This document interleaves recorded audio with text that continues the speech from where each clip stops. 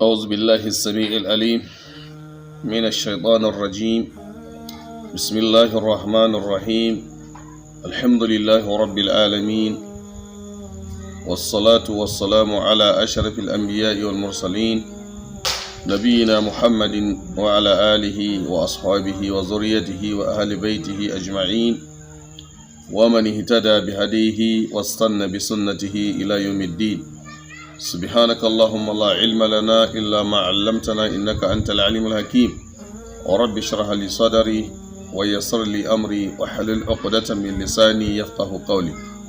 bayan haka masu kallonmu da sauraronmu a wannan tasha mai albarka duniyar musulunci TV na gabatar mana da gaisuwar musulunci. Assalamu alaikum wa rahmatullahi wa barakatuh. Bayan gaisuwar musulunci muna ƙara jaddada godiya ga Allah tabaraka wa ta'ala wanda ya kama wannan haɗuwa mai albarka don faɗakarwa, ilmantarwa dangane da abin da ya shafi addinin musulunci. Yau ma za mu taɓo wani batu ne wanda shi ma yana da munasaba da sauran batutuwa da suka shuɗe a gabaya. Shi ne abin da zai shigar da musulmi aljanna. Menene shi? Menene kuma musulmi zai aikata kuma ya shiga wuta? Wayyaz billah. Imam Tirmidhi ya rawaito hadisi wanda ya amsa mana wannan tambaya,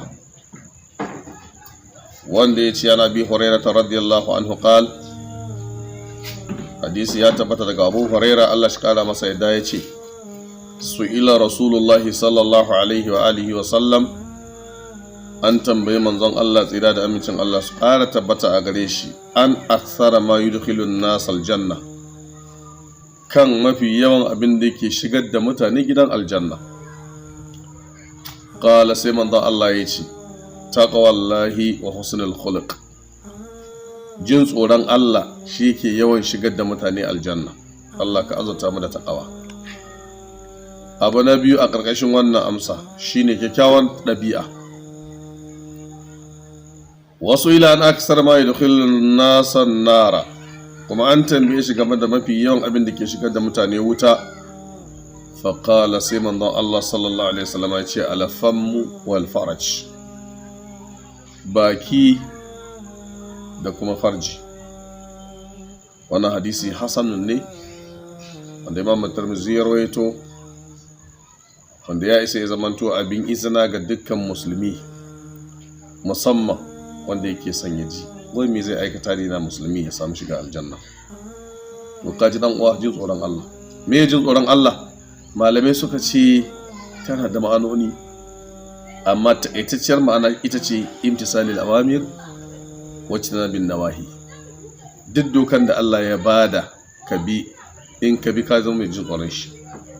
Duk dokan da Allah ya hana abin da ya hana ka hannu, ka zama mai jin tsoron shi. Allah ka azuta mu da wannan sifa. Saboda haka duk wanda yake son ya shiga aljanna, to ga bakin da baya ƙarya, alladhi la yantiqu anil hawa in huwa illa wahyun yuha, ga irin fatawar da ya bada. Shi yasa wani hadisin manzo Allah sallallahu alaihi wasallam yace kullu ummati yadkhuluna aljannata illa man aba. Dukkan al'umma na masu shiga aljanna ne sai dai wanda yake kila wa man ya aba ya rasulullah.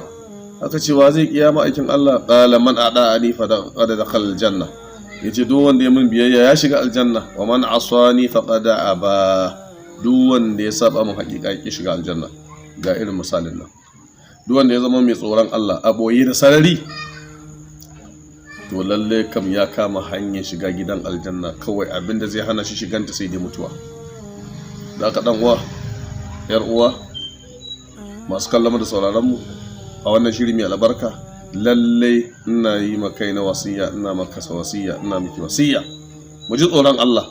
Abin da ya sa muka samu kanmu a cikin ƙasar nan tamu ta Najeriya cikin mawuyacin hali, rashin yin tsoron Allah shi ne mafi yawan abin da ya dame mu. Da za mu ji tsoron Allah, da mun samu mafita da nassin Qur'ani, wa man yattaqillaha yaj'al lahu makhraja.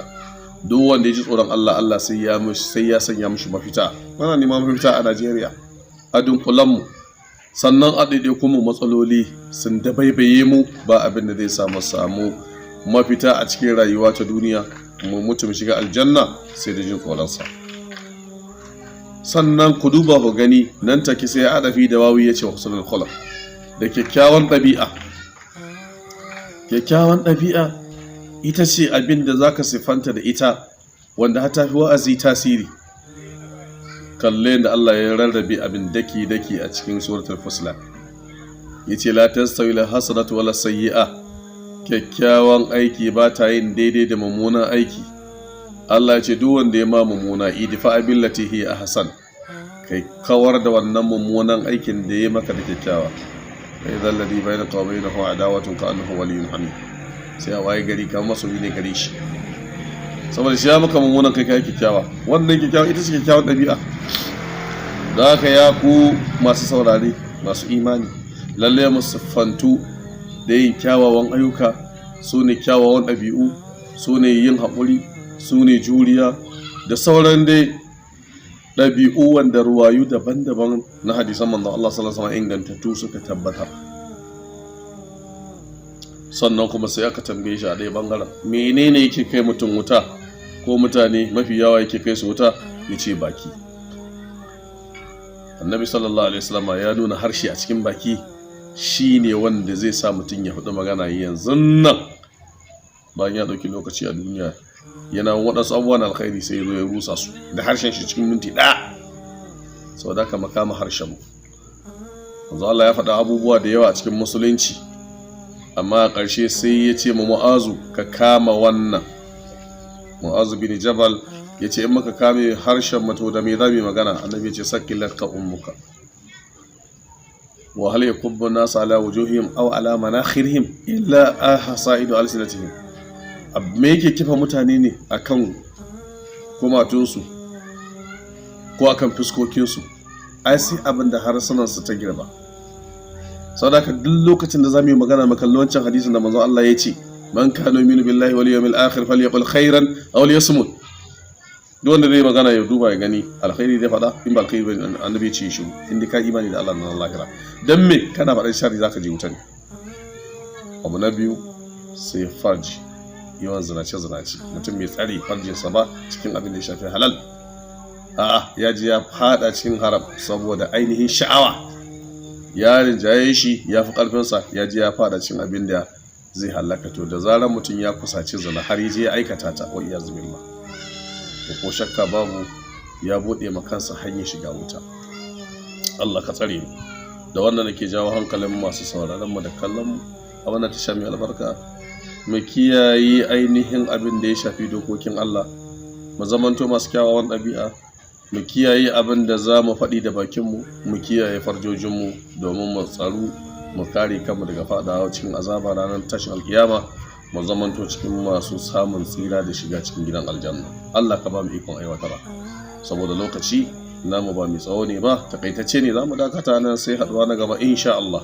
Za mu ji ko wani batun dangane da abin da ya shafi faɗakar da 'yan uwa musulmi kan abin da zai amfane mu rayuwar duniyar mu da lahirar mu. Allah shi ba mu ikon kiyayewa, Allah shirye da mu, Allah shirye da zuriyar mu, Allah ka samu gama da wannan rayuwa ta duniya lafiya. Subhanakallahumma bihamdik, ashhadu an la ilaha illa anta, astaghfiruka wa atubu ilaik. Assalamu alaikum wa rahmatullahi wa barakatuh.